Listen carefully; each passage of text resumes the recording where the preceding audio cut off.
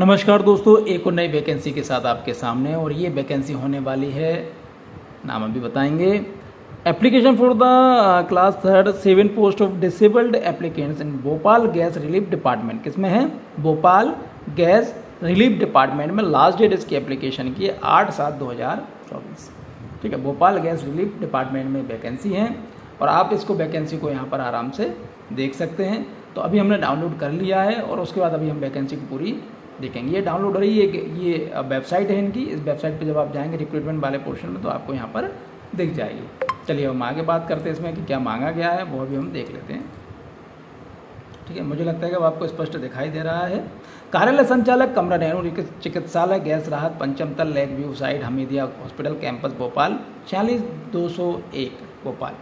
दिव्यांगजन हेतु चिन्हांकित तृतीय श्रेणी के स्टाफ नर्स, लैब सहायक, ड्रेशर ग्रेड 2 एवं लिपिक वर्गीय पदों पर नियुक्ति हेतु आवेदन पत्र जमा करने की अंतिम तिथि 8/7/2024 है। डायरेक्ट इसमें वॉक इन इंटरव्यू के माध्यम से होना है। 8 जुलाई 2004 7 बजे तक इसमें आवेदन आमंत्रित किए गए हैं। दिव्यांगजन के लिए रिक्त पदों का विवरण यहाँ पर दिया हुआ है, वो भी हम यहाँ पर देख लेते हैं और समझ लेते हैं कि क्या दिया हुआ है। सबसे पहली बात, स्टाफ नर्स के लिए दिया हुआ है वेतनमान 28,700 से 91,300 है। दिव्यांगजन हेतु रिक्त पदों का विवरण, पदों का संपर्क LD संख्या 4 है। निर्धारित योग्यता की हम बात करें तो योग्यता यहाँ पर लिखी हुई है BSc नर्सिंग अथवा जनरल नर्सिंग प्रशिक्षित नर्सिंग काउंसिल में पंजीयन होना चाहिए। अब हम बात करें लैब सहायक की, तो लैब सहायक के लिए इसमें सैलरी स्ट्रक्चर है 19,500 से 62,000 रुपये। संख्या 1 है, इसमें भी LD मांगा गया है।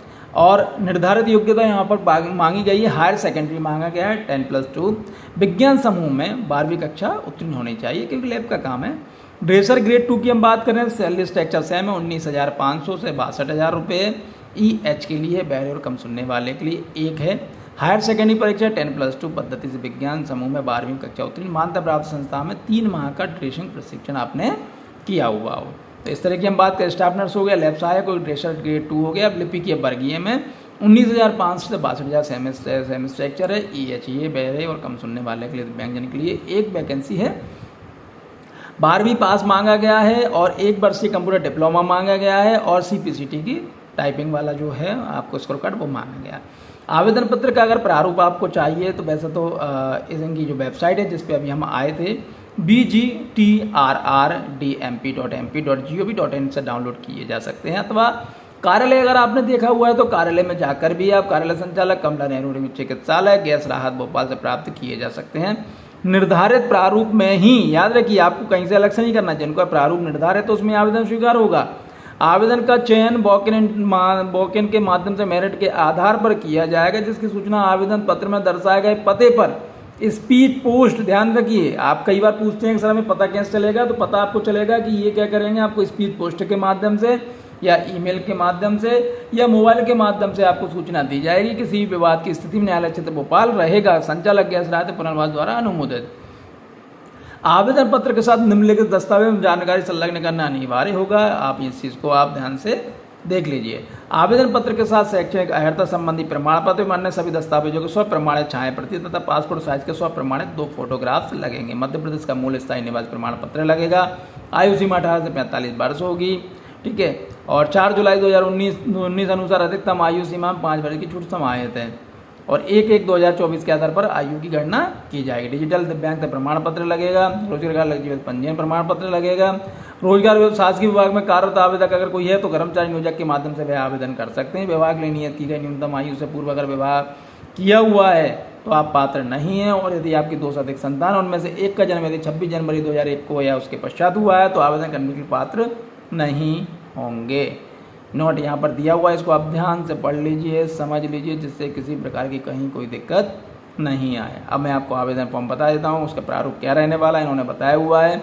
आवेदक का प्रारूप ये रहने वाला है। यहाँ पर उनका एड्रेस आ जाएगा, आवेदक किस पद के लिए कर रहे हैं उसका नाम आ जाएगा। यहाँ पर आपका नाम, यहाँ पर आवेदक के पिता और माता का नाम, जन्म तिथि के हिसाब से यहाँ पर डेट बर्थ आ जाएगी, 10वीं मार्कशीट जाती जाएगी, आवेदक का मोबाइल नंबर, email ID आ जाएगा। अगर आप विवाह हैं तो व्यवहारिक प्रमाण पत्र के अनुसार दिनांक लिख दें, जीवित बच्चों के विवरण लिख दें, वर्तमान डाक का पूरा पता, स्थायी पता लिख दें। दिनांक 1/1/2024 को आपकी कितनी आयु हो गई, कितने माह हो गए, कितने दिन हो गए, रोजगार कार्यालय का जीवित पंजीयन, दिव्यांगता डिजिटल प्रमाण पत्र, दिव्यांगता संपर्क किस प्रकार से लिख दीजिए, प्रतिशत लिख दीजिए। शासकीय जिला चिकित्सालय का नाम जहाँ से मेडिकल बोर्ड प्रमाण पत्र जारी किया गया उसका लिख दीजिए। शैक्षणिक योग्यता जाएगी यहाँ पे 8वीं से लेके आप 8वीं लिख सकते हैं, 12वीं लिख सकते हैं, उसके बाद ग्रेजुएशन लिख दें, वो आ जाएगा। संस्था किस संस्था से किया वो आ जाएगा, बोर्ड आ जाएगा। परीक्षा उत्तीर्ण किस वर्ष में की, विषय कितने थे, प्राप्तांक कितने थे, श्रेणी क्या थी। अतिरिक्त विशेष योग्यता का अनुभव कोई हो तो वो लिख सकते हैं आप। उपरोक्त विवरण के संबंध में सभी प्रमाण पत्रों की छाया प्रति स्व प्रमाणन के प्रस्तुत करें। आवेदक के हस्ताक्षर में पूरा पता आ जाएगा।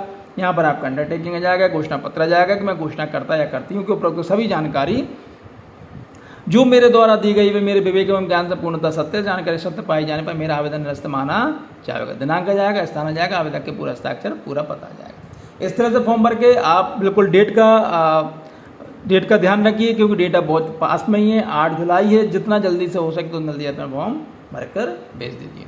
चलिए बहुत धन्यवाद, थैंक यू।